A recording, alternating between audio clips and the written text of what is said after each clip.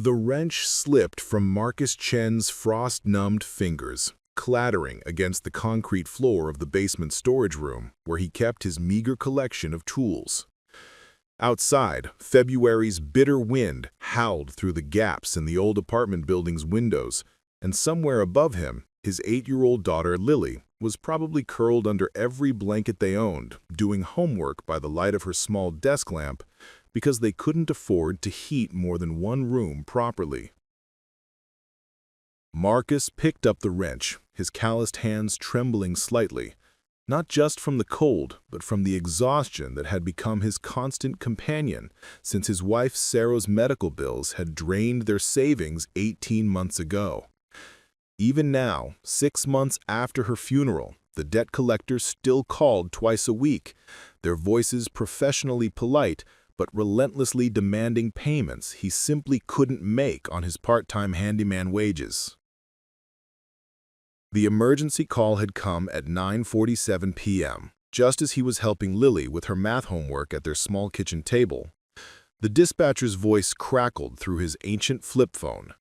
"Got a heating emergency on Riverside Drive. Lady says her whole system's down. Temperature's dropping fast. Are you available?" Riverside Drive. Marcus knew that address. It was in the wealthy district across town, where houses sat behind iron gates and circular driveways, where the property taxes alone probably cost more than his annual rent. He'd done exactly 3 jobs in that neighborhood over the past 2 years, each time feeling like an intruder, despite being explicitly invited to fix their problems. "I'll be there in 20 minutes, he'd told the dispatcher, already reaching for his thick winter coat. Lily looked up from her worksheet, her dark eyes, so much like her mother's, filled with the kind of understanding that no 8-year-old should have to carry. "Emergency call, sweetheart. Mrs. Rodriguez next door said she'd check on you if you need anything, okay?" Lily had simply nodded, used to these late-night disruptions that kept food on their table and the lights on. "Be careful, Dad. The roads are still icy from yesterday." Now, standing in front of 1247 Riverside Drive, Marcus felt that familiar knot of anxiety in his stomach.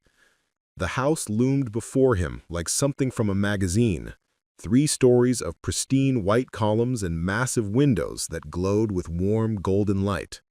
A circular driveway curved around a fountain that had been turned off for winter, and perfectly manicured hedges lined the walkway despite the season's harsh weather. His 12-year-old pickup truck, with its patched muffler and rust-stained doors, looked like it belonged in a junkyard rather than this pristine setting. Marcus grabbed his toolbox from the truck bed, the metal handle so cold it burned his palm even through his work gloves, and trudged up the pristine walkway to the imposing front door. The doorbell played an elaborate melody, not the simple ding-dong he was used to, but something that sounded almost like classical music. He waited, shifting his weight from foot to foot, his breath forming small clouds in the frigid air. The porch light illuminated his reflection in the door's glass panels. A thin man in his mid-30s, wearing a patched winter coat over faded work clothes, his black hair slightly longer than it should be because haircuts were a luxury they couldn't afford. Footsteps approached from inside, and Marcus straightened his shoulders, trying to project the kind of confidence that paying customers expected from their service providers. The door opened, and he found himself face to face with a woman who completely defied his expectations. She appeared to be in her late 40s, with prematurely silver hair pulled back in a simple ponytail, and intelligent green eyes that seemed to take in everything at once. She was wearing an expensive-looking cream-colored sweater, but her feet were bare, and there was something refreshingly unpretentious about her demeanor, despite the obvious wealth surrounding her. "You must be the heating repair specialist," she said, extending a hand that was warm despite the cold night. "I'm Eleanor Whitmore. Thank you so much for coming out so late. I know it's an inconvenience." Marcus shook her hand, surprised by the firm grip and the genuine gratitude in her voice. Most wealthy clients treated him like part of the furniture, necessary but invisible. "Marcus Chen, ma'am. No trouble at all. What seems to be the problem?" Eleanor stepped back to let him enter, and Marcus found himself in a foyer that was larger than his and Lily's entire apartment. A crystal chandelier cast prismatic light across marble floors, and a curved staircase with an ornate banister led to the upper floors. Despite the grandeur, there was something oddly cold about the air, and not just metaphorically. "The heating system just stopped working about 2 hours ago," Eleanor explained, leading him through the foyer toward what he assumed was the basement access. "I tried calling several other companies first, but everyone said they couldn't send anyone until tomorrow morning. Your dispatcher said you specialize in emergency calls." "Yes, ma'am, I do. Emergency repairs are pretty much my specialty these days." Marcus followed her down a hallway lined with what looked like original oil paintings, though he was no art expert. "Have you noticed any strange sounds before it stopped? Any unusual smells or temperature fluctuations?" "Actually, yes. There was this clicking sound that started yesterday, very rhythmic, like a metronome, and the heat seemed to cycle on and off more frequently than usual." Eleanor opened a door that led to a staircase descending into the basement. "I should probably mention that I'm somewhat mechanically inclined myself. I tried to troubleshoot the basic issues before calling for help." This surprised Marcus. In his experience, wealthy homeowners typically called for service the moment anything went wrong, often for problems they could have solved with 5 minutes of effort. "What kind of troubleshooting did you try?" "I checked the thermostat settings, made sure the circuit breakers were all in the correct positions, and I even looked at the furnace filter, which was quite dirty, by the way. I replaced it, but that didn't solve the problem." Eleanor flicked on the basement lights, revealing a finished basement that looked more like a workshop than a storage area. The space was immaculate, with organized tool pegboards, a clean workbench, and what appeared to be several ongoing woodworking projects in various stages of completion. Marcus noticed a half-finished rocking chair that showed real craftsmanship in its joinery and sanding. "You do woodworking?" he asked, genuinely curious despite the urgency of the heating issue. Eleanor's face lit up with the first real smile he had seen from her. "It's my hobby. Well, one of them. I find working with my hands helps me think more clearly." She gestured toward the far corner where a large furnace unit hummed quietly. "The furnace is over there. I should warn you, it's quite old, probably installed in the early 2000s. Marcus approached the unit, already noticing several potential issues from the sound it was making. The rhythmic clicking Eleanor had described was definitely present, but there was also a slight rattling that suggested loose components. He opened his toolbox and pulled out a flashlight, beginning his systematic inspection of the unit. "Mrs. Whitmore, when you say the heat cycles on and off more frequently, how much more frequently are we talking?" "Instead of running for maybe 15 or 20 minutes at a time, it was cycling every 5 or 6 minutes, and the air coming from the vents never seemed to get really warm." Eleanor had pulled up a wooden stool and was watching him work with genuine interest rather than the impatient hovering he usually experienced from clients. Marcus removed the furnace's access panel, immediately spotting one of the problems. The ignition sensor was coated with a thick layer of soot and debris, which would definitely cause ignition failures and short cycling. But as he looked deeper into the unit, he realized this was going to be more complex than a simple cleaning job. "I think I see part of the problem, but I'm going to need to do some more extensive diagnostics." He straightened up, wiping his hands on a shop rag. "The ignition sensor is definitely fouled, but there might be issues with the heat exchanger as well. This could take a while, maybe 2 or 3 hours of work." Eleanor nodded without hesitation. "Whatever it takes. I really appreciate you being willing to work this late." She paused, seeming to consider something. "Can I ask you a personal question, Mr. Chen?" Marcus tensed slightly. Personal questions from clients usually led to awkward territory. Questions about his financial situation, his living circumstances, or worse, pity disguised as polite interest. "Sure. Do you have children? I just noticed—" She gestured toward his toolbox, where Lily had stuck a small drawing she'd made of the two of them, captioned in her careful 8-year-old handwriting, "My dad fixes everything." The knot in Marcus's throat surprised him with its intensity. "One daughter, Lily. She's 8. "That's a beautiful age. Is she interested in how things work, like her father?" Marcus found himself smiling despite his exhaustion. She asks about everything. Why the refrigerator makes that humming sound, how the toilet tank refills itself, why some light bulbs burn out faster than others. I try to explain what I know, but sometimes her questions are way beyond my expertise. Eleanor's expression grew thoughtful. Curiosity is such a gift. I hope she never loses that sense of wonder about how the world works. She stood up from the stool. I'm going to make some coffee. Would you like some? It's going to be a long night, and it's certainly cold enough. The offer was so unexpected that Marcus almost declined automatically. Mixing personal interactions with professional service calls was usually a bad idea, but something about Eleanor's manner was different from other wealthy homeowners. The woodworking hobby, her mechanical knowledge, the way she asked about Lily without any trace of condescension. He was deep into dismantling the furnace's blower assembly when Eleanor returned with 2 steaming mugs of coffee and what appeared to be homemade cookies on a small plate. I hope you don't mind. I tend to bake when I'm stressed or can't sleep. These are oatmeal chocolate chip. She set the plate down on her workbench and handed him one of the mugs. How's the diagnosis coming along? Marcus accepted the coffee gratefully, wrapping his cold hands around the warm ceramic. It's more complex than I initially thought. The ignition sensor was just the beginning. There are problems with the blower motor bearings, and I think the heat exchanger might have some cracks that need to be sealed. Expensive repairs? Honestly, yes. If you called a major heating company during regular business hours, they'd probably quote you somewhere between $800 and $1,200 for everything that needs to be done.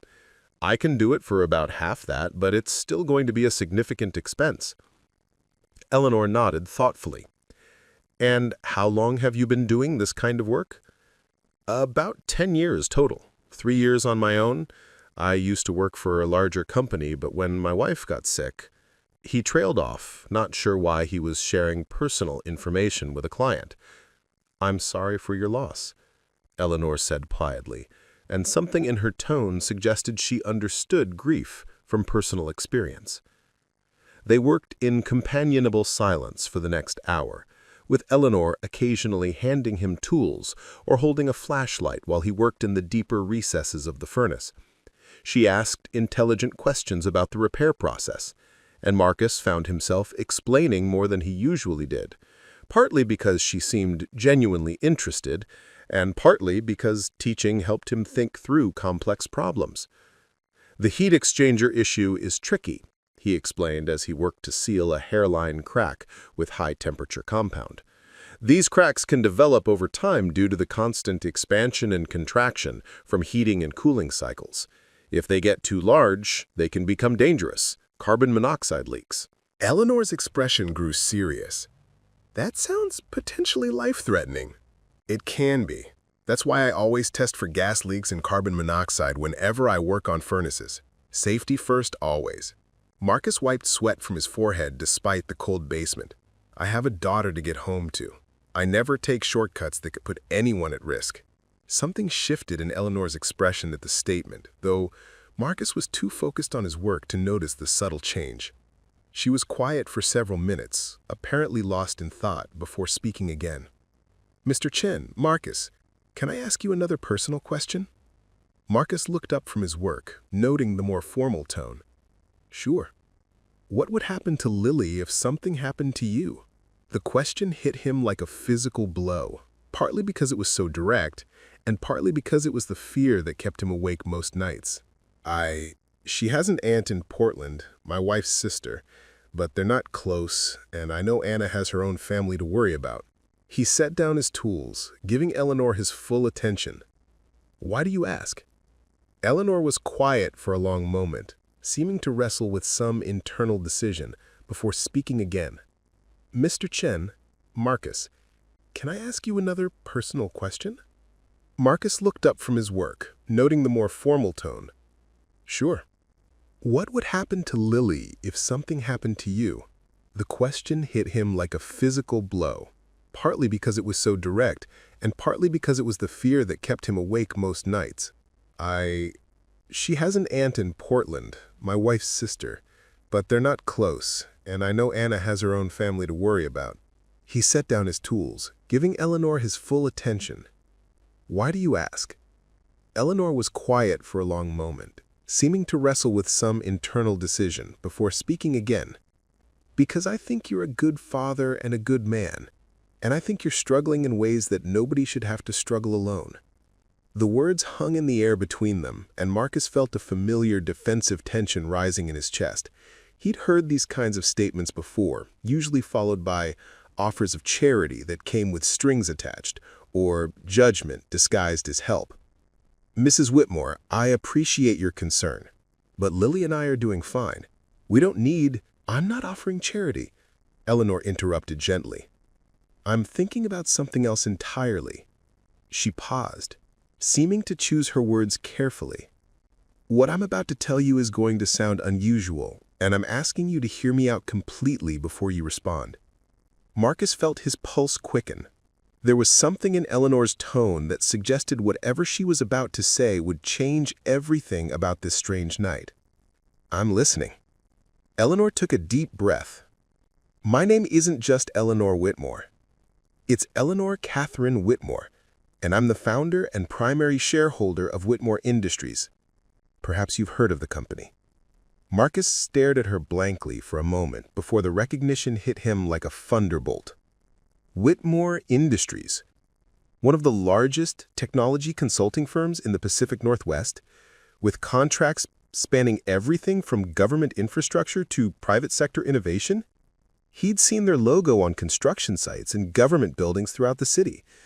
You founded Whitmore Industries? His voice came out as barely more than a whisper. Eleanor nodded. 23 years ago, starting from a spare bedroom in a rental house not too different from where you and Lily live now. And I've been looking for someone like you for a very long time. The basement suddenly felt smaller and larger simultaneously, as if the walls were closing in while the ceiling stretched toward infinity. Marcus's hands trembled slightly as he set down his coffee mug, trying to process what he'd just learned. Someone like me? I don't understand. Eleanor stood up from her stool and walked over to one of her woodworking projects, the rocking chair Marcus had noticed earlier. She ran her hand along its smooth, curved armrest with obvious pride in the craftsmanship. I built this company from nothing, Marcus, but I built it with the help of people who shared certain qualities: integrity, skill, dedication, and the ability to solve complex problems under pressure. More importantly, I looked for people who understood that the most important work we do isn't just about fixing things, it's about taking care of each other. Marcus felt like he was standing at the edge of a cliff, sensing that Eleanor's next words would either lift him up or send him plummeting into uncertainty. The heating system wasn't really broken, was it? Eleanor's smile was gentle but unmistakably shrewd. Oh, it was definitely broken. I would never waste your time or create a false emergency. But I've been having my assistant call repair services throughout the city for the past 6 months, looking for someone who'd come out late at night, someone who would treat an emergency call with genuine urgency, and someone who would demonstrate the kind of character I need for a very special project. The room spun slightly around Marcus as the implications of her words began to sink in. This was a test? Not a test, exactly. More like an opportunity for both of us to discover something important. Eleanor returned to her stool, her green eyes serious and kind. I need someone I can trust completely, someone with both technical skills and the kind of moral compass that can't be faked or taught. And you, Marcus Chen, need an opportunity that matches your talents instead of just barely keeping you afloat. Marcus stared at Eleanor in the stark fluorescent light of the basement, feeling like he'd stepped into someone else's life entirely. The wrench in his hand felt foreign suddenly, as if it belonged to a different version of himself, the version who had driven over here an hour ago thinking this was just another emergency repair call to help pay next month's rent. Mrs. Whitmore, Eleanor, I think there's been some kind of mistake. His voice sounded strange to his own ears, tight with a mixture of hope and skepticism that he'd learned to suppress over the past year and a half. "I'm just a guy who fixes things. I've got a high school education and some trade school certificates. I'm not—" "You're not what?" Eleanor's question was gentle but direct. "Not smart enough? Not qualified enough? Not worthy of something better than scrambling for late-night emergency calls?" The words hit closer to home than Marcus wanted to admit. He set the wrench down carefully, buying time to collect his thoughts. In the distance, the newly repaired furnace hummed contentedly, filling the house with the warmth that Eleanor had been missing, though he was beginning to suspect she'd survived without heat far more comfortably than he and Lily managed, even with their meager heating budget. "I wake up at 5:30 every morning. I make Lily breakfast, usually oatmeal or toast, sometimes eggs if we've had a good week. I check her homework from the night before, make sure she has lunch money, and drive her to school in a 12-year-old pickup truck that I keep running through sheer determination and salvaged parts." Eleanor listened without interruption, her attention completely focused on his words. "Then, I spend the day driving all over the city fixing broken appliances and heating systems and plumbing problems for people who usually treat me like I'm invisible. I charge less than my competitors because I have to. Because if I don't get the work, Lily and I don't eat. And at the end of the day, I help her with homework, make dinner from whatever's on sale at the grocery store, and try to pretend that everything is normal and stable and secure." Marcus realized his hands were shaking slightly, whether from exhaustion or emotion, or the simple relief of saying these things out loud to someone who seemed to genuinely want to hear them. "The truth is, Mrs. Whitmore, I wake up at light most nights wondering what happens when this truck finally dies, or when I get sick and can't work, or when Lily needs something I can't afford to give her. I've got maybe $300 in savings on a good month, and I'm still paying off medical bills that would take me 10 years to clear, even if nothing else ever went wrong." Eleanor's expression had grown increasingly thoughtful as he spoke, but there was no pity in her eyes, something Marcus had learned to recognize and resent from well-meaning neighbors and social workers and church volunteers over the past months. "Tell me about Lily," she said instead. The change in subject caught Marcus off guard, but talking about his daughter was always easier than talking about his own struggles. She's everything good that Sarah and I managed to create together. She's curious about everything, like I mentioned before.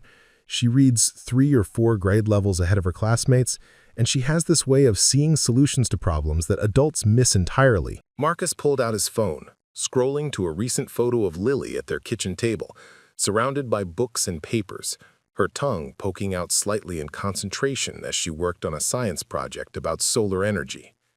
She's building a working model of a solar panel system for her 3rd-grade science fair. Not just a poster or a diagram, an actual working model that can power a small LED light. I helped her with the wiring, but the design and the research were all hers. He handed the phone to Eleanor, who studied the image with obvious interest. "She looks like she has your determination," Eleanor observed, "and your attention to detail. She gets that from her mother, actually. Sarah was an accountant before she got sick. She could look at a spreadsheet and see patterns and problems that nobody else noticed. She used to say that numbers told stories if you knew how to listen to them." Marcus accepted his phone back, careful not to let his fingers linger on the screen. "Lily has that same gift, but she applies it to everything. She'll spend hours figuring out why the bathroom faucet drips at a particular rhythm, or why the neighbor's dog barks exactly 7 times every morning at 6:15. Eleanor was quiet for a moment, and Marcus could almost see her processing this information in some way that felt significant beyond polite conversation. What does Lily want to be when she grows up? Changes every week, but it's always something involving problem solving. Last month, she wanted to be an engineer who designs better wheelchair ramps. Before that, it was a veterinarian who specializes in helping animals that other vets can't figure out how to treat. This week, she's decided she wants to invent a machine that can turn plastic waste into building materials for homeless shelters. Eleanor smiled at this, but it was a thoughtful smile, rather than merely indulgent. Those are remarkably sophisticated goals for an 8-year-old. That's Lily. She sees problems everywhere, but instead of getting overwhelmed, she starts thinking about solutions. Sometimes I wonder if I'm doing enough to encourage that kind of thinking. She needs opportunities to explore and experiment and learn from people who know more than I do. What kind of opportunities? I've thought about this question countless times, usually during those sleepless nights when worry kept me staring at the ceiling. Science camps, museum programs, maybe music lessons or art classes. There's a robotics club at the community center that she's been asking about for months, but the fee is $200 plus materials. I shrugged, trying to keep the disappointment out of my voice. Maybe next year, when things are more stable. And what about opportunities for you? The question surprised him. For me? You've been talking about Lily's potential and Lily's future, but what about your own? What would you do if money wasn't a constant concern? What kind of work would genuinely fulfill you? Marcus found himself genuinely stumped by the question. It had been so long since he'd thought about simply surviving from month to month that longer-term goals felt almost abstract. I've never really... He stopped, realizing how pathetic that sounded. I mean, I like solving problems. I like the moment when I figure out what's wrong with something and I can fix it. There's this satisfaction in taking something broken and making it work again. But most of my work isn't really problem-solving anymore. It's just doing the same basic repairs over and over, usually on systems that are poorly maintained because people don't want to invest in preventative care. I spend most of my time treating symptoms instead of addressing root causes. It's like being a doctor who can only prescribe Band-Aids. Eleanor nodded as if this made perfect sense to her. What does it look like if you could address root causes? The question opened a door in Marcus's mind that he hadn't realized was closed. I think about that sometimes when I'm working on older systems. Like your furnace, it wasn't just broken, it was inefficient. The heat exchanger problems, the cycling issues, even the dirty filter, those were all symptoms of a system that was never properly designed for this house's needs. He stood up, suddenly energized by the direction of the conversation. If I could start over with your heating system, I wouldn't just repair the existing furnace, I'd do a complete analysis of the house's thermal dynamics, figure out the most efficient way to distribute heat, maybe integrate some passive solar elements or zone controls so you're not heating rooms you're not using. Eleanor's eyes had grown brighter as he spoke. That sounds like engineering work, not just repair work. I guess it is. I never thought about it that way. Marcus felt a flush of something he hadn't experienced in a long time, intellectual excitement. I've actually sketched out designs for improvements to probably half the systems I've worked on over the past year, usually while I'm lying awake at night, thinking about better ways to solve the problems I saw during the day. Do you still have those sketches? Marcus nodded toward his toolbox. Some of them. I keep a notebook. It helps me remember what worked and what didn't when I encounter similar problems. He pulled out a worn spiral notebook, its pages filled with diagrams, calculations, and detailed notes written in his careful handwriting. Eleanor accepted the notebook and began flipping through it, her expression growing more interested with each page. Marcus, these aren't just repair notes. These are system redesigns. This diagram here, she pointed to a sketch of a hybrid heating system that combined traditional forced air with radiant floor heating. This would be more efficient than most new construction heating systems. It's probably too complicated to actually build, Marcus said quickly, suddenly self-conscious about sharing what felt like private thoughts. Why do you say that? Because I'm not an engineer. I don't have the formal education or the credentials to design major systems. These are just ideas. Eleanor closed the notebook and looked at him directly. Marcus, I've hired dozens of engineers over the years, people with impressive degrees and professional certifications. Most of them are very good at implementing existing solutions, but very few of them think like this. She tapped the notebook. This kind of integrated systems thinking, this ability to see how individual components affect overall efficiency, that's not something you learn in school. That's talent. Marcus felt a dangerous flutter of hope in his chest and tried to suppress it. Hope had become a luxury he couldn't afford, leading too often to disappointment and the kind of emotional setbacks that he couldn't allow himself when Lily depended on him to stay strong and focused.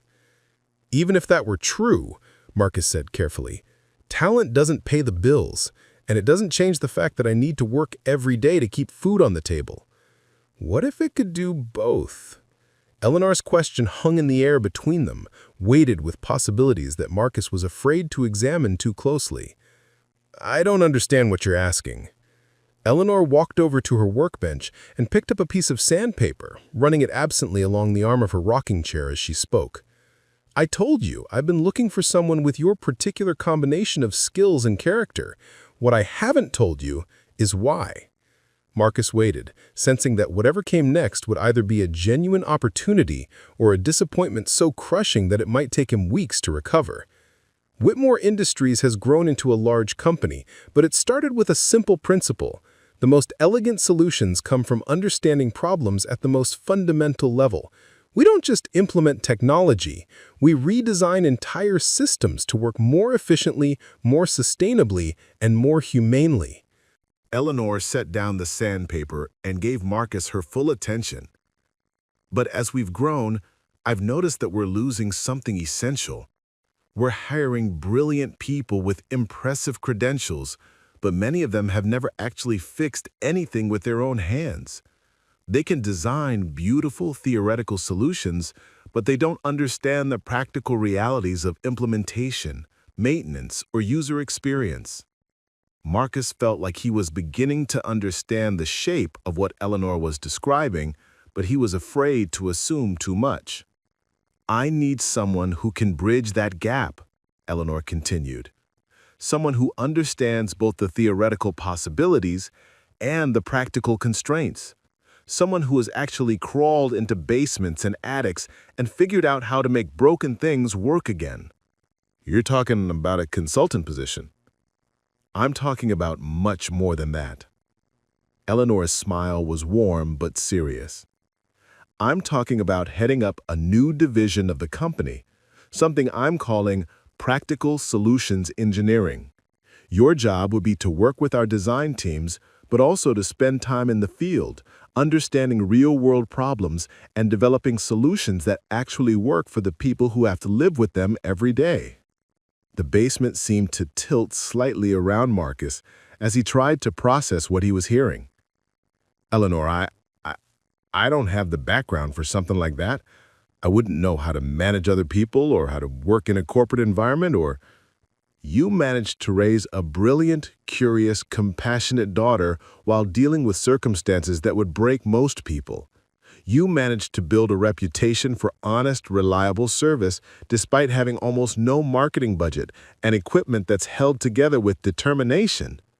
You managed to diagnose and repair my heating system while simultaneously teaching me things about thermodynamics that I didn't know, despite the fact that I've been working with building systems for over 20 years. Eleanor's voice had grown more passionate as she spoke, and Marcus realized that this wasn't a spur-of-the-moment offer born from late-night sentimentality.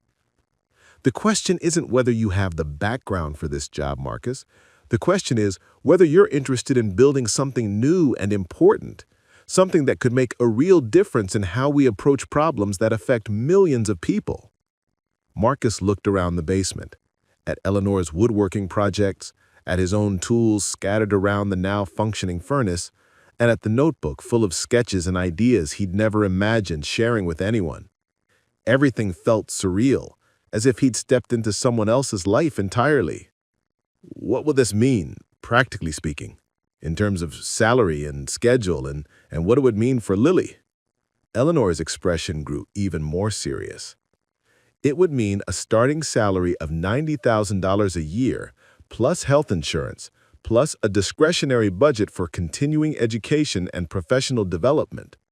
It would mean regular business hours most of the time, though occasionally you'd need to travel for field research or client consultations. Marcus felt like his knees go weak and had to sit down on Eleanor's workbench stool. $90,000 was more than he'd made in the previous 3 years combined. And for Lily, Eleanor continued, It would mean access to some of the best educational opportunities in the region. Whitmore Industries partners with several organizations that specialize in nurturing young people with exceptional problem-solving abilities. Science camps, mentorship programs, internship opportunities as she gets older, all of that would be available to her. Marcus buried his face in his hands, overwhelmed by the magnitude of what Eleanor was offering. Part of him wanted to accept immediately, to grab onto this opportunity with both hands and never let go. But another part of him, the part that had learned to be suspicious of offers that seemed too good to be true, was sounding alarm bells. Eleanor, I don't have the background for something like that. I wouldn't know how to manage other people or how to work in a corporate environment or... Eleanor was quiet for a long moment, and when she spoke, her voice carried a weight of personal experience that hadn't been there before. Because 24 years ago, I was a single mother working 3 part-time jobs, trying to support myself and my daughter while finishing a computer science degree through night school. I was designing software solutions for small businesses out of my apartment, debugging code at 2 in the morning after Emma went to sleep, wondering if I was crazy to think I could build something meaningful. Marcus looked up, seeing Eleanor in an entirely new light. A man named Robert Chen, no relation to you as far as I know, gave me my first real opportunity. He was running a small consulting firm, and he hired me not because of my credentials, which were pretty thin at the time, but because he recognized something in my work that other people missed. He saw potential where others saw inexperience. Eleanor's voice grew softer. That opportunity changed everything for Emma and me. It gave me the foundation I needed to eventually start Whitmore Industries. And I've never forgotten the feeling of having someone believe in me when I couldn't quite believe in myself. Marcus felt tears threatening at the corners of his eyes and blinked them back quickly. What happened to Emma? Eleanor's smile was radiant with pride. Dr. Emma Whitmore, pediatric oncologist at Seattle Children's Hospital. She's been married for 8 years to a wonderful man who teaches high school physics, and they have twin boys who are currently 4 years old and determined to take apart every electronic device in their house to see how it works. If Marcus's story is resonating with you so far, please take a moment to subscribe and ring that notification bell. These real-life transformation stories take time to research and share, but they're worth every minute when they inspire someone to recognize their own potential. Eleanor's smile was radiant with pride. Dr. Emma Whitmore, pediatric oncologist at Seattle Children's Hospital. She's been married for 8 years to a wonderful man who teaches high school physics, and they have twin boys who are currently 4 years old and determined to take apart every electronic device in their house to see how it works. She sounds amazing. She is. And she became amazing partly because someone gave her mother a chance to build something stable and meaningful. Eleanor stood up and extended her hand to Marcus. I'm offering you that same kind of chance, Marcus. Not charity, not a handout, but an opportunity to build something important with your skills and your ideas and your dedication. Marcus stared at her extended hand, knowing that whatever he decided in this moment would change the trajectory of his and Lily's life forever.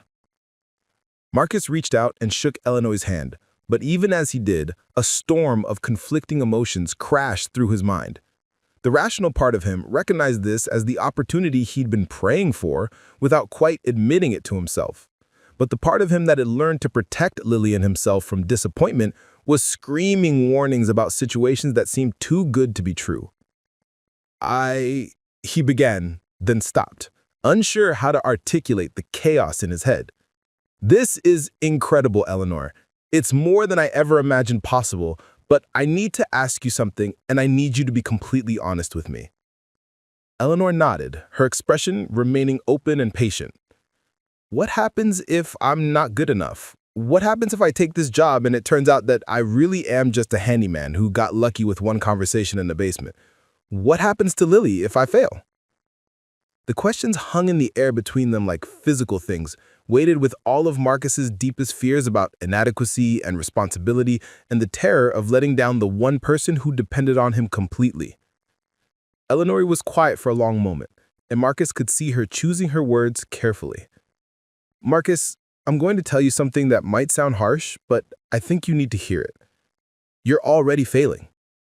The words hit him like a physical blow, and he took a step backward, his face flushing with a mixture of hurt and anger. You're failing because you're accepting a life that's far beneath what you're capable of creating, Eleanor continued, her voice gentle but uncompromising. You're failing because you're teaching Lily that survival is the best she can hope for, instead of showing her what it looks like when someone recognizes their own worth and acts on it. Marcus felt his hands clench into fists, every defensive instinct screaming at him to walk away from this conversation, to grab his tools and leave this house and never look back.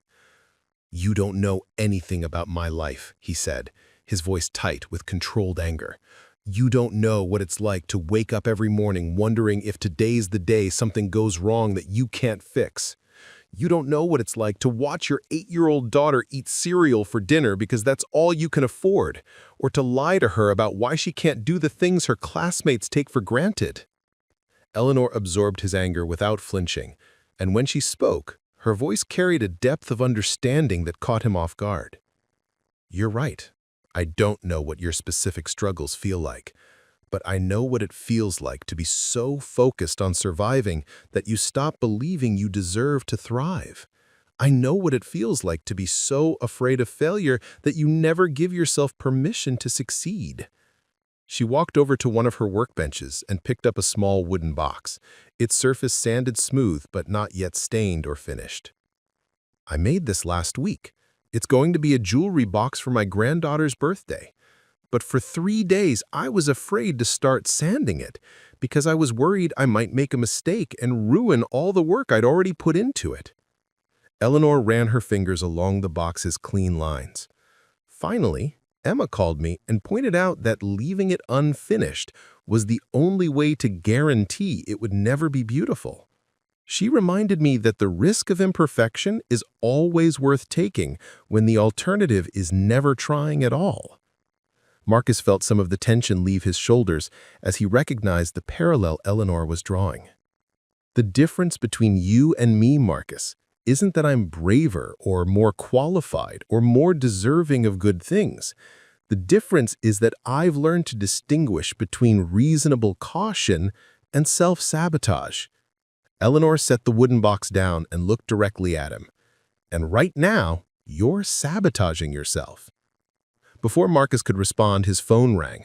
The tinny electronic melody seemed jarringly inappropriate in the midst of their intense conversation, but when he saw Lily's name on the caller ID, his heart immediately jumped with worry. "Lily, sweetheart, what's wrong?" "Dad, I'm okay, but Mrs. Rodriguez had to call 911. There's something wrong with the heat in our building, and her apartment is getting really cold. She's worried about Mr. Patterson upstairs. He's really old, and he has that breathing problem." Marcus felt the familiar surge of adrenaline that came with any emergency involving people he cared about. "Are you warm enough in our apartment?"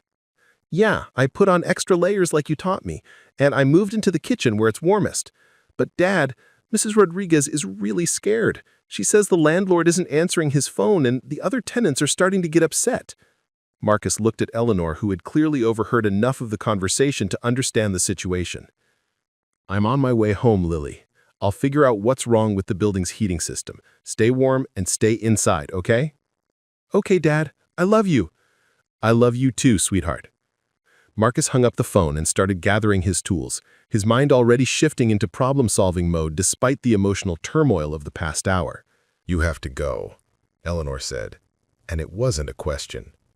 "Yeah, I'm sorry. This conversation, everything you've offered me, I need time to think about it, but right now I have to take care of my neighbors." Marcus closed his toolbox and hefted it toward the stairs. "Thank you for the opportunity, Eleanor. Really. I'm coming with you." Marcus stopped and turned around. "What?" Eleanor was already reaching for a heavy winter coat from a closet near the basement stairs. "I said I'm coming with you. You're dealing with a heating emergency in a building full of people, including elderly residents and your daughter. You might need help, and I have relevant experience." "Eleanor, you don't understand. My building isn't like this place. It's old and run down and probably not very safe. And my neighbors are going to wonder what someone like you is doing there." Eleanor pulled on her coat and grabbed what appeared to be a professional-grade flashlight from her workbench. "Marcus, I spent the first 30 years of my life in buildings exactly like yours. I know what poverty looks like, and I know what communities do when they have to take care of each other because nobody else will." She headed toward the stairs, leaving Marcus no choice but to follow. Besides, this isn't about charity or curiosity. This is about seeing how you handle a real crisis under pressure when people you care about are depending on you. They emerged from the basement into Eleanor's pristine kitchen, and Marcus realized that she was treating this emergency call as an extension of their earlier conversation, another data point in whatever evaluation process had led to her job offer. "You're still testing me," he said, as they headed toward the front door. Eleanor paused, with her hand on the doorknob. "I'm not testing you, Marcus. I'm learning about you. There's a difference." The drive across town took nearly 20 minutes, with Marcus navigating icy streets while Eleanor sat quietly in the passenger seat of his aging pickup truck. The contrast between her elegant home and Marcus's neighborhood became starkly apparent as they turned onto Marcus's street, a row of 3-story brick apartment buildings built sometime in the 1940s, their facades marked by decades of deferred maintenance and economic struggle. Marcus's building stood out even among its shabby neighbors. Paint peeled from its window frames, several porch lights were burned out, and a collection of mismatched mailboxes hung at crooked angles near the front entrance. As they pulled up to the curb, Marcus could see lights on in most of the apartments, and several residents had gathered on the front steps despite the cold. "Dad!" Lily's voice rang out as she spotted the truck, and Marcus felt the familiar rush of relief that came with seeing his daughter safe and unharmed. She was bundled in her winter coat and had clearly been watching for him from the window. Marcus hugged Lily tightly, then introduced her to Eleanor with a mix of pride and apprehension. "Lily, this is Mrs. Whitmore. She's been helping me with a work project tonight." Lily shook Eleanor's hand with the serious politeness that Marcus had taught her from meeting adults, but her curious eyes took in every detail of Eleanor's expensive coat and professional demeanor. "Are you here to help fix the heat?" Lily asked, and Marcus was struck by how naturally his daughter assumed that any adult in their vicinity must be there to help with whatever crisis was currently unfolding. "That's the plan," Eleanor replied with a warm smile. "Your dad is the expert, but sometimes even experts can use an extra pair of hands." Mrs. Rodriguez appeared at Marcus's elbow, her lined face creased with worry.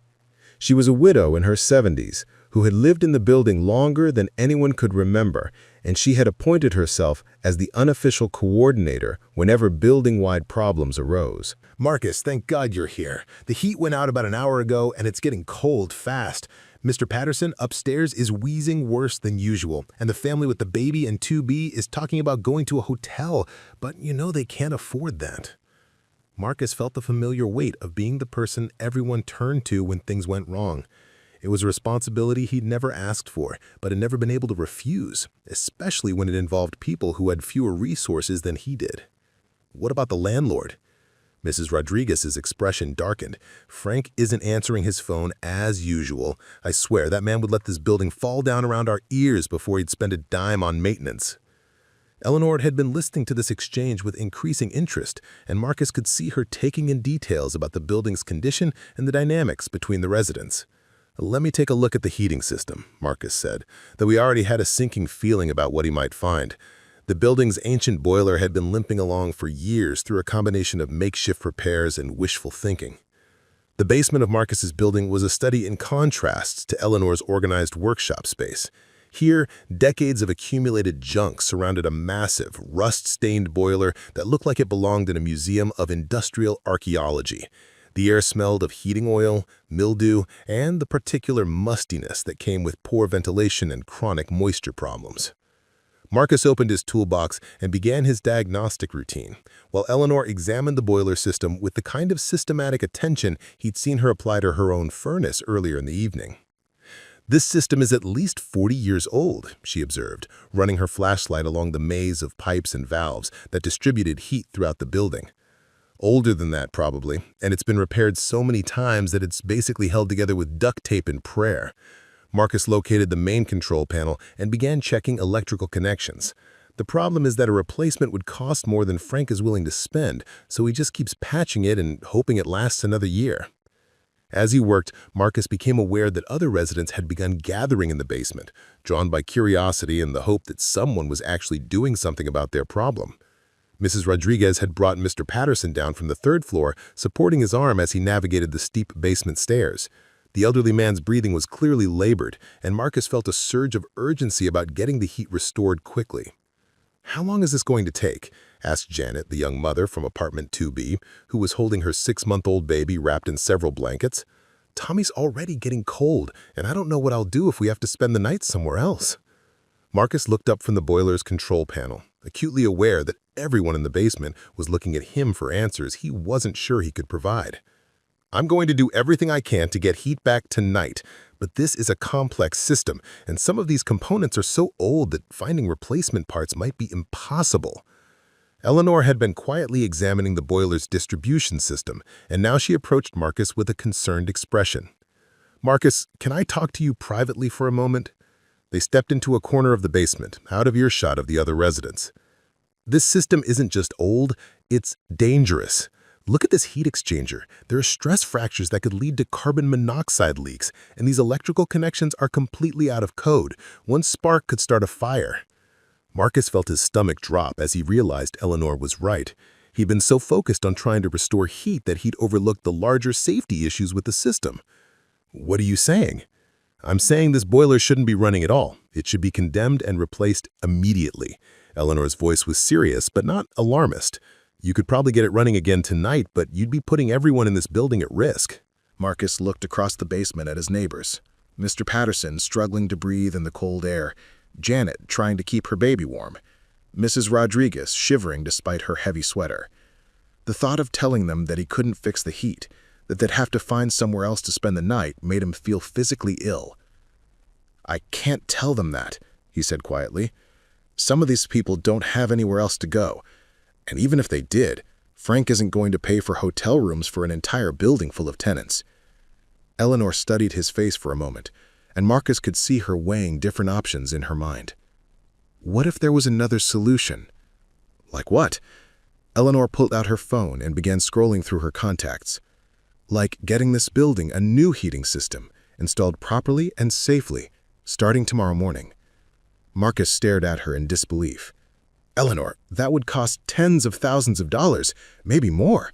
You can't just watch me." Eleanor found the contact she was looking for and placed a call, stepping slightly away from Marcus to speak privately. He couldn't hear the entire conversation, but he caught phrases like emergency replacement, full building upgrade, and by tomorrow evening. When she hung up, Eleanor's expression was satisfied but businesslike. "Industrial Heating Solutions will have a crew here at 7 a.m. tomorrow morning. They'll install a completely new, high-efficiency system that will be safer, more reliable, and more economical to operate. The work should be completed by tomorrow evening." Marcus felt like the basement was spinning around him. "Eleanor, the cost will be covered by Whitmore Industries as part of our community development initiative." Eleanor's tone was matter-of-fact, as if spending what was probably $50,000 on a building full of strangers was a perfectly normal thing to do. "Consider it an investment in seeing how our new Practical Solutions Engineering Department head handles crisis management." The weight of what Eleanor was saying hit Marcus like a physical blow. She wasn't just offering to fix the heating system. She was treating his acceptance of her offer job as a foregone conclusion. "Eleanor, I haven't said yes to your offer yet."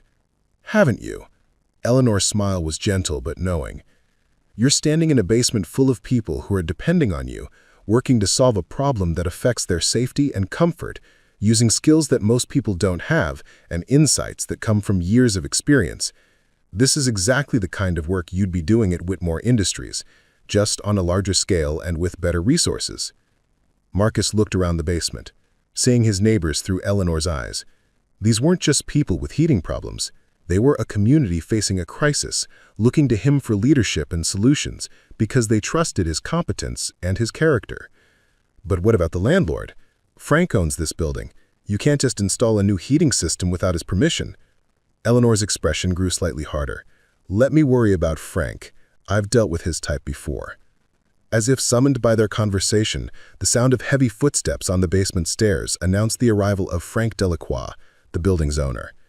Marcus had met him only a few times, but each encounter had left him with the impression of a man who saw his tenants as necessary inconveniences rather than human beings deserving of basic comfort and safety.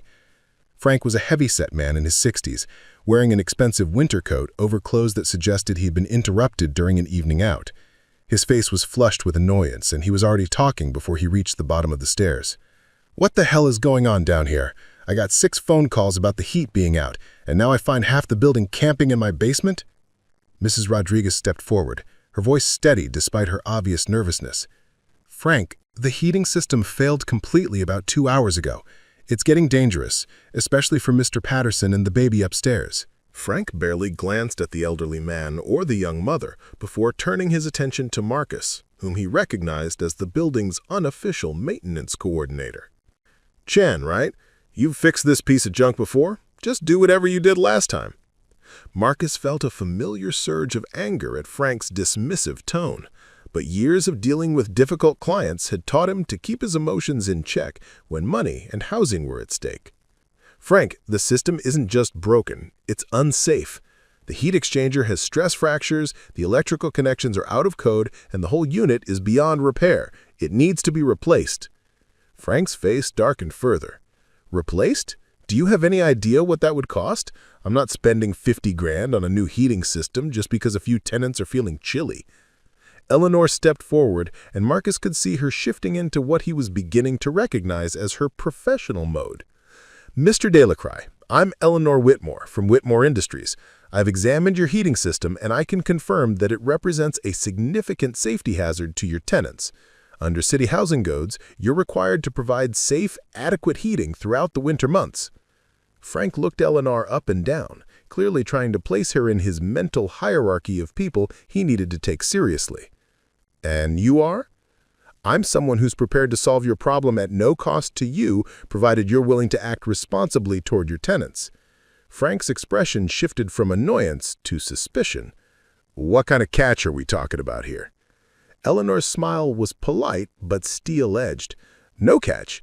Whitmore Industries will cover the full cost of a new, high-efficiency heating system for this building. Professional installation, full warranty, significant improvement in operating efficiency. All you have to do is sign the installation permit and allow our contractors access to the building tomorrow." Marcus watched Frank's face as he processed this offer, seeing confusion give way to greed as the landlord began calculating the financial benefits of getting an expensive building improvement for free. "Why would your company do something like that?"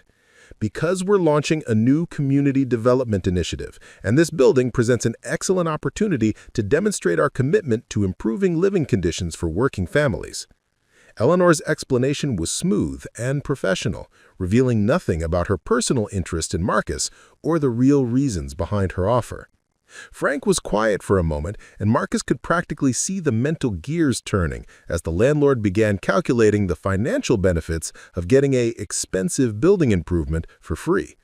"What's the timeline? I can't have construction crews disrupting my tenants for weeks.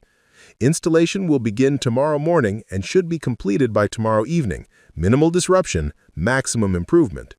Frank looked around the basement, taking in the faces of his tenants for the first time since arriving. Marcus could see him weighing the benefits of accepting Eleanor's offer against his natural suspicion of anything that seemed too good to be true. "And tonight, what am I supposed to do about heat for tonight?" Eleanor turned to Marcus, clearly deferring to his expertise. "Can you get the existing system running safely for one more night?" Marcus examined the boiler one more time, looking for a solution that would provide temporary heat without creating dangerous conditions. After several minutes of careful inspection, he found a way to bypass the damaged heat exchanger and restore limited heating function using only the secondary distribution circuits. I can get heat to about 60% of the building tonight, he announced to the group.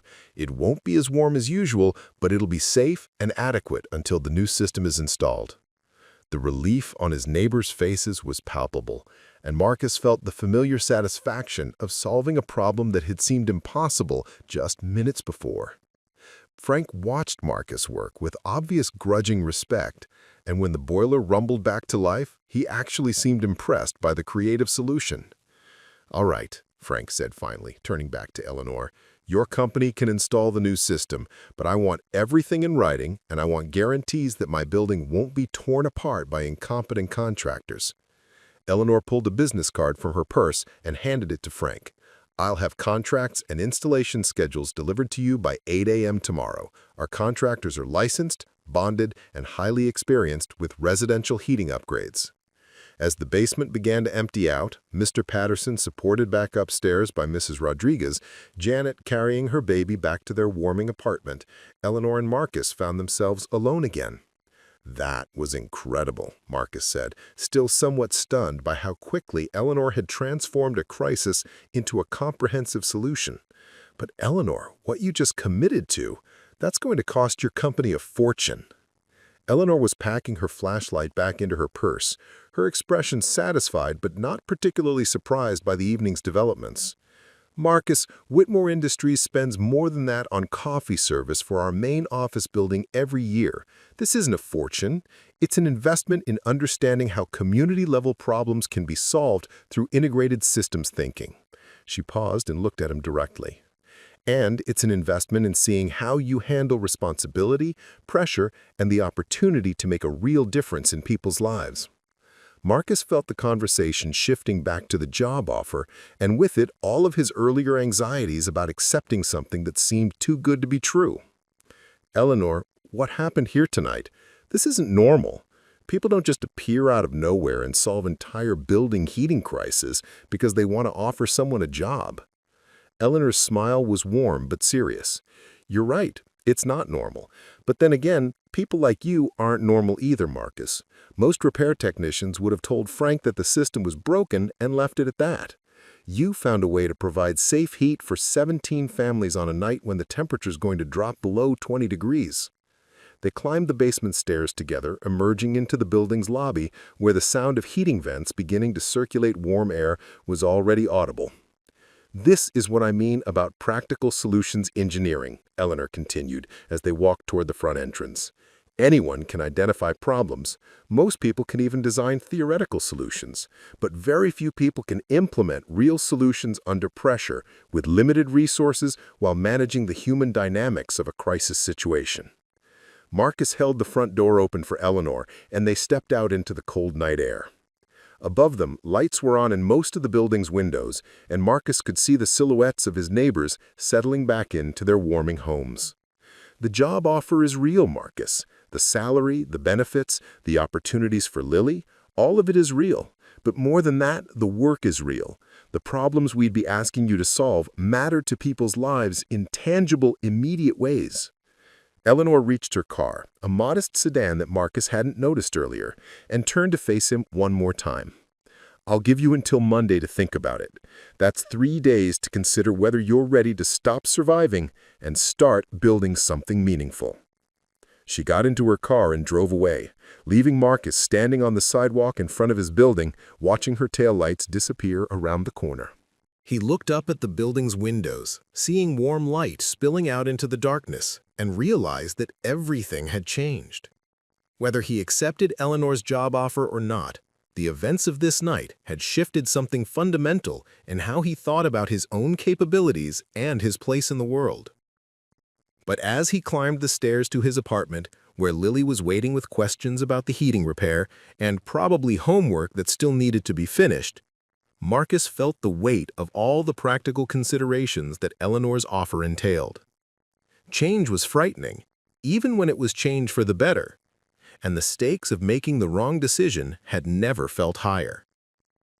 Marcus spent the weekend in a state of suspended animation, going through the motions of normal life while his mind churned endlessly over Eleanor's offer. Saturday morning brought the promised heating contractors, who arrived at his building with a level of professionalism and equipment that Frank clearly hadn't expected. Marcus watched from his kitchen window as they unloaded what appeared to be an entirely new heating system, complete with digital controls and efficiency monitors that looked like they belonged in a spaceship rather than his rundown apartment building. Lily noticed his distraction immediately, the way she always did when something significant was troubling him. "Dad, you've been stirring that coffee for like 5 minutes," she observed from her seat at their small kitchen table, where she was working on a drawing of the solar panel project she'd been designing. "And you already drank most of it." Marcus looked down at his mug, realizing she was right. He'd been absently stirring lukewarm coffee while staring out the window at the installation crew setting up their equipment. "Sorry, sweetheart, I've got some work stuff on my mind." Lily set down her colored pencils and gave him the kind of direct, assessing look that reminded him powerfully of her mother. "Is it good work stuff or bad work stuff?"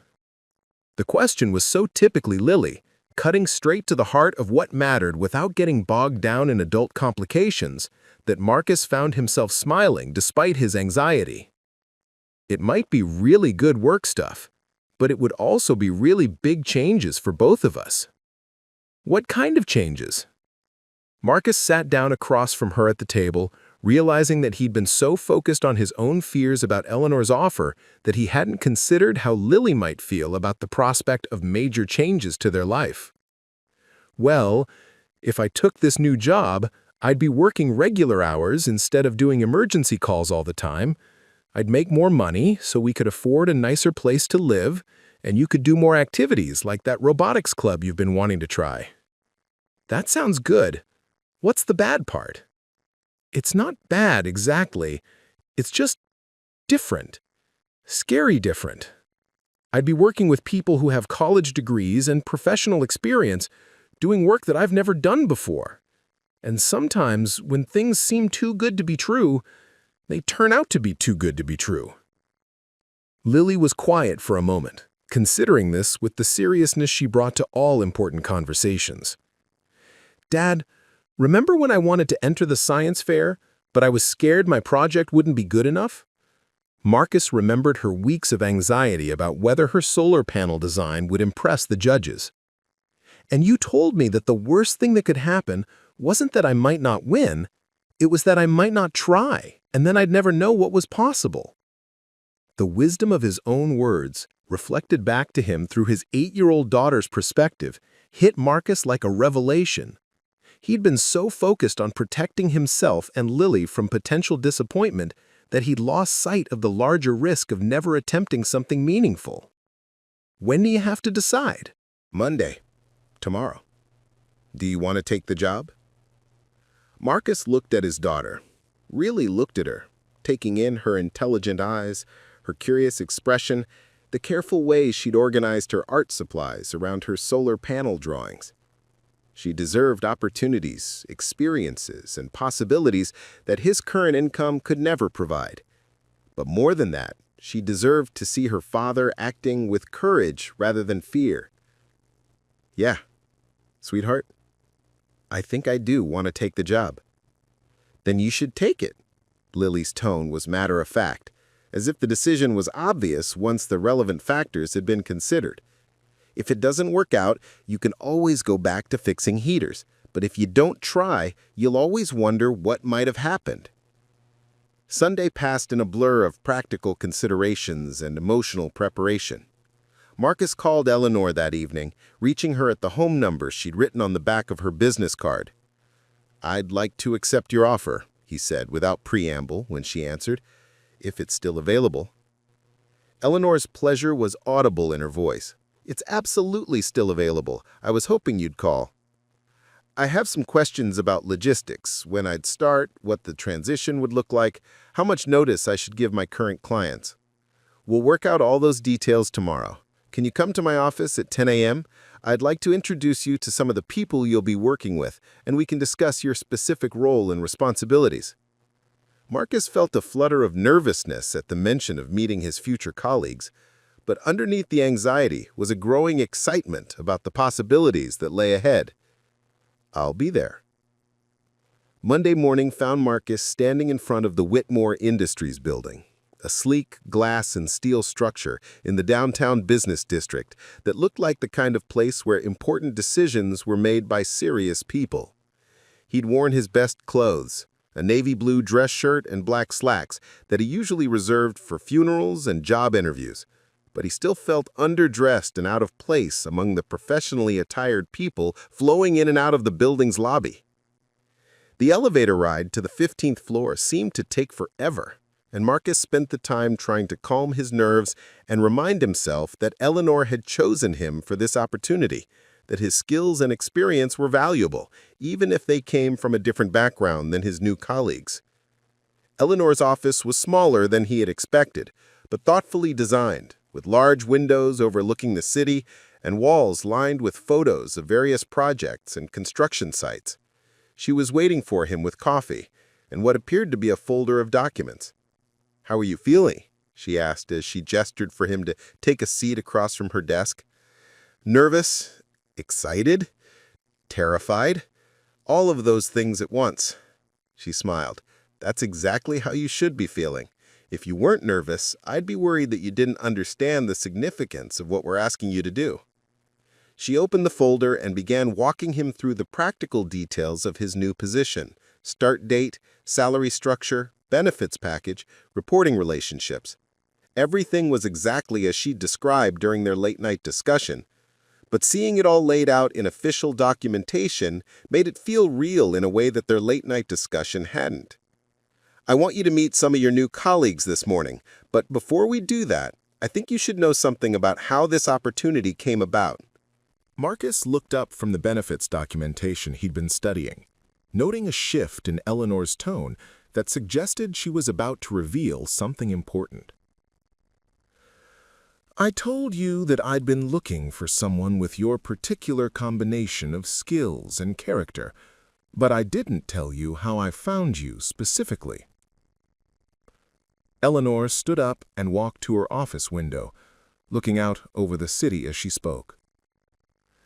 3 months ago, I was having dinner with my daughter Emma and her family. She was telling me about a problem they'd been having with their home's heating system. It was cycling on and off constantly, making strange noises, never quite maintaining the right temperature. Marcus felt a strange premonition about where this story was heading. Emma mentioned that they'd called several repair companies, all of whom had given them different diagnoses and quoted them different solutions. One company wanted to replace the entire furnace, another wanted to install a new thermostat system, a third suggested adding extra insulation. Eleanor turned back to face Marcus, her expression growing more animated as she continued the story. But then Emma said something that caught my attention.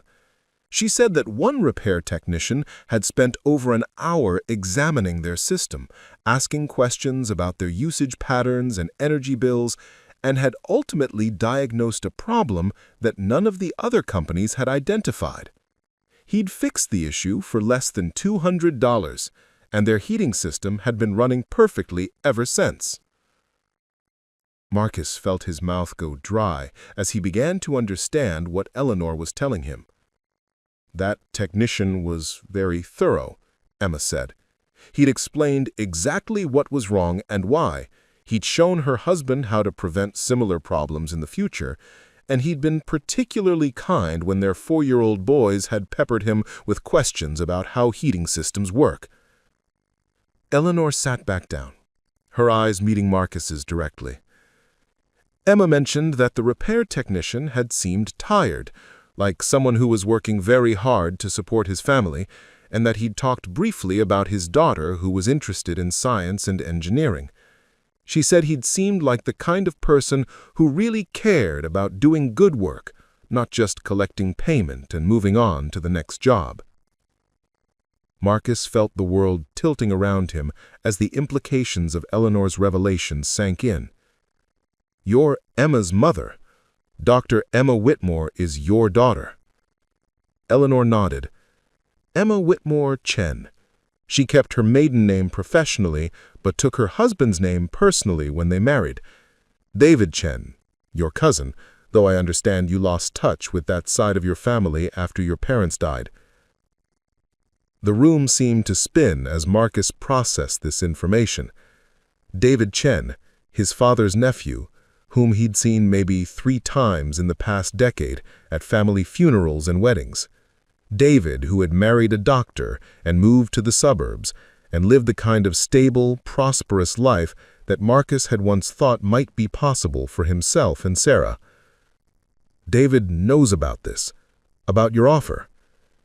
David knows that his cousin Marcus is an exceptionally skilled and decent person who deserves better opportunities than he.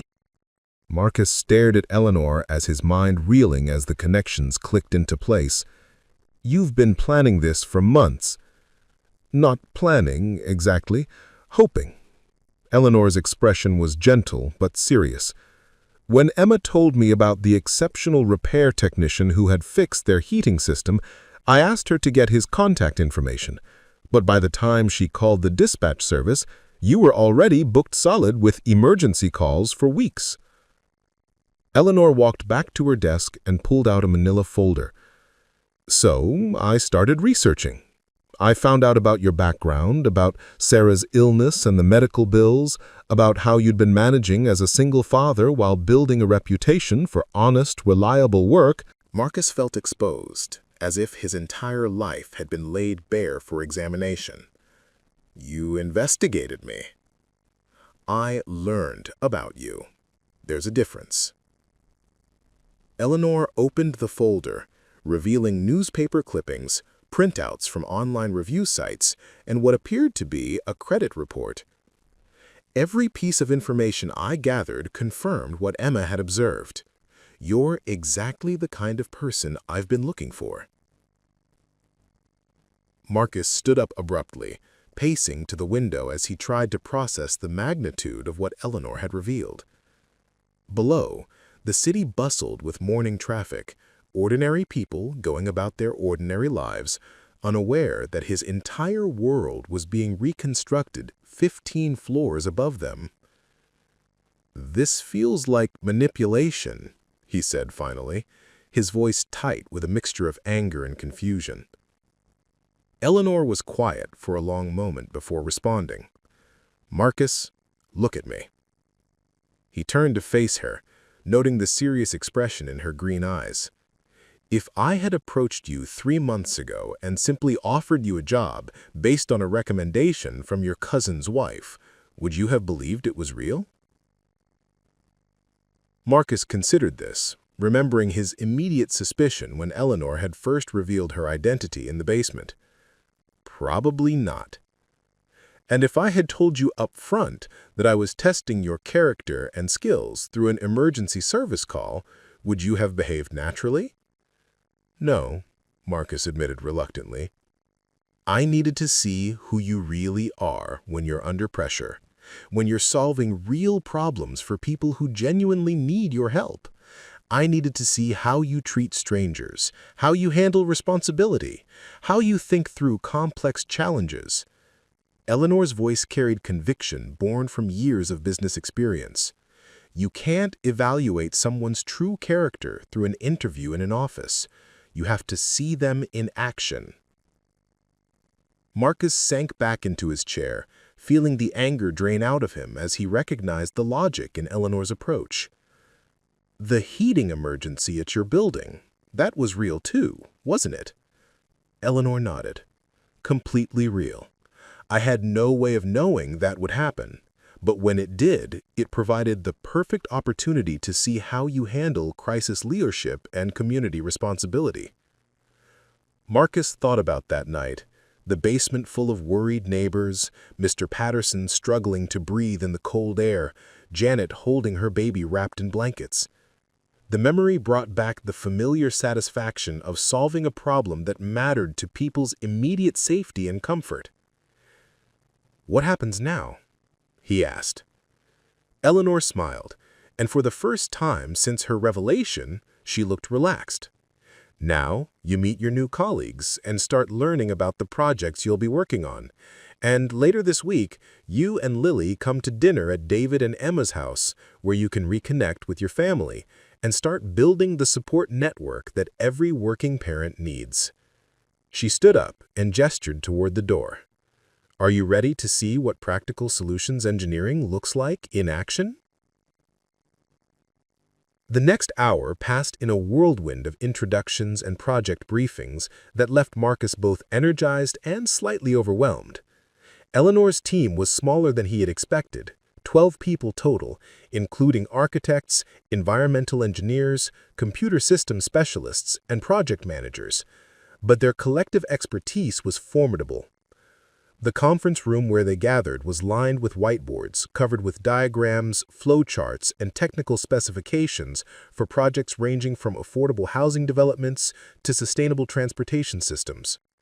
Marcus found himself drawn into discussions about energy efficiency, structural integrity, and user experience design with an enthusiasm he hadn't felt since his early days learning repair techniques. Marcus will be leading our new field research initiative, Eleanor announced to the group. His role will be to identify real-world implementation challenges that we might miss in our design phase and to develop solutions that actually work for the people who have to live with our systems every day. Sarah Kim, a young environmental engineer with an infectious enthusiasm for renewable energy systems, immediately began peppering Marcus with questions about his experience with different types of heating and cooling installations. I've been designing residential solar integration systems for 2 years, she explained, but I know there's a huge gap between what looks good on paper and what actually functions reliably in people's homes. Having someone who's done hands-on troubleshooting could revolutionize how we approach implementation. Dr. James Rodriguez, an older man with graying hair and kind eyes, seemed particularly interested in Marcus's observations about building maintenance and long-term system reliability. Most engineers design for optimal conditions, he said during a break in the formal presentations. But you've been dealing with systems that have been neglected, abused, and jury-rigged for years. That perspective is invaluable for creating solutions that remain functional even when they're not properly maintained. As the morning progressed, Marcus's initial nervousness giving way to genuine excitement about the work they were describing. These weren't theoretical problems. They were challenges that affected real communities, real families facing issues similar to those he and his neighbors dealt with every day. Your first project, Eleanor said as the meeting wound down, will be developing implementation standards for the heating system upgrade we're doing in your building. We want to use that installation as a pilot program for a larger initiative to improve energy efficiency and safety in older residential buildings throughout the city. Marcus looked around the room at his new colleagues, people who were treating him as an expert rather than as hired help, who were genuinely interested in his insights and experiences. How many buildings are we talking about? Eleanor's smile was slightly mysterious. That depends on how successful our pilot program is, but potentially thousands. The rest of the day was spent in practical orientation, setting up his office space, reviewing company policies, meeting with HR about benefits and payroll. By 5 o'clock, Marcus felt like he'd been drinking from a fire hose, but it was the good kind of overwhelm that came from having too many interesting opportunities rather than too many impossible problems. As he prepared to leave the office at a normal hour for the first time in years, Eleanor walked him to the elevator. "How are you feeling about everything?" Marcus considered the question seriously. "Like I'm about to wake up and discover this was all an elaborate dream." Eleanor laughed. "I felt the same way for the first 6 months after I started this company. Imposter syndrome is completely normal when you're transitioning into work that challenges you in new ways." The elevator arrived, and as Marcus stepped inside, Eleanor handed him a small wrapped package. "For Lily," she explained, "a welcome gift from her new extended family." Marcus unwrapped the package in his truck before driving home, revealing a high-quality robotics kit with a note written in Eleanor's careful handwriting. "For a future engineer who sees solutions where others see problems. looking forward to seeing what you build." The drive home took him through his old neighborhood, past the apartment building where the new heating system was humming efficiently, past the repair shops and discount groceries and check-cashing places that had defined the geography of his and Lily's life for the past year and a half. But instead of the familiar weight of financial anxiety and uncertain tomorrows, Marcus felt something he hadn't experienced since before Sarah's illness: the solid, grounded confidence that came from knowing he could provide for his daughter's needs and dreams. He found Lily exactly where he'd expected, at their kitchen table, surrounded by homework and art supplies, working on what appeared to be a new iteration of her solar panel design. "How was your first day at the new job?" she asked without looking up from her drawings. "Different. Good different." Marcus sat down across from her, marveling at how the familiar kitchen table suddenly felt like the headquarters of infinite possibilities, rather than the command center of constant crisis management. "I met some really smart people who are excited to work with us." "Us?" Marcus handed her the robotics kit, watching her eyes grow wide with delight as she examined the components and instruction manual. "Us. Because everything I do from now on, I'm doing for both of us. And because I have a feeling you're going to end up teaching me as much about engineering as I teach you." Lily threw her arms around his neck in a fierce hug that smelled like strawberry shampoo and colored pencils and the particular sweetness of 8-year-old optimism. "I'm proud of you, Dad, for being brave enough to try something new." As Marcus held his daughter in their old kitchen, surrounded by the familiar sounds and smells of their modest apartment, he realized that Eleanor had been right about something fundamental. The biggest risk hadn't been accepting her offer, but staying trapped in a life that was far below what he was capable of creating. 3 months later, Marcus stood in the conference room at Whitmore Industries, presenting the results of their pilot heating system project to a room full of city officials, community leaders, and potential investors. The data was impressive. 30% reduction in energy costs, 90% improvement in system reliability, and 0 safety incidents across all 12 buildings where they'd implemented upgrades. But the statistics that mattered most to Marcus were different. 17 families who no longer worried about losing heat in the middle of winter. 4 elderly residents who could afford to keep their apartments warm without choosing between heating bills and prescription medications. And 1 8-year-old girl who was building robots with her new community center team and talking about studying environmental engineering in college. In the audience, he spotted Eleanor sitting next to David and Emma, all of them beaming with pride. And in the front row, wearing the new winter coat that his improved salary had made possible, Lily sat with Mrs. Rodriguez and Mr. Patterson, who'd insisted on attending to see their Marcus present his important work to the city. As he concluded his presentation and fielded questions from officials who were genuinely interested in expanding the program citywide, Marcus reflected on how completely his life had transformed. Not just the material improvements, though the steady income, health insurance, and stable housing had eliminated the constant stress that had defined his previous existence, but the fundamental shift in how he thought about his own capabilities and future. He was no longer just surviving. He was building something meaningful, something that made a real difference in his community, something that would provide opportunities for Lily that he had never dared to imagine. The applause that followed his presentation felt like recognition not just of the project's success, but of the possibility that anyone, regardless of their background or current circumstances, could create positive change if given the right opportunities and support. As the meeting dispersed and people began approaching him with questions and congratulations, Marcus caught sight of his reflection in the conference room windows. The man looking back at him stood straighter, smiled more easily, and carried himself with the quiet confidence of someone who knew his work mattered. It had taken a broken heating system, an extraordinary woman's vision, and his own willingness to take a leap of faith.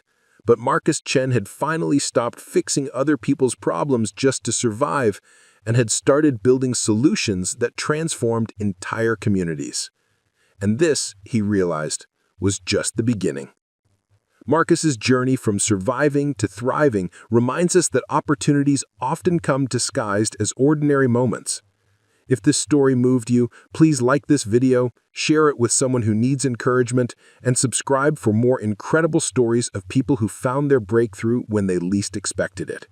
Your support helps us share these powerful reminders that everyone deserves a chance to build something meaningful.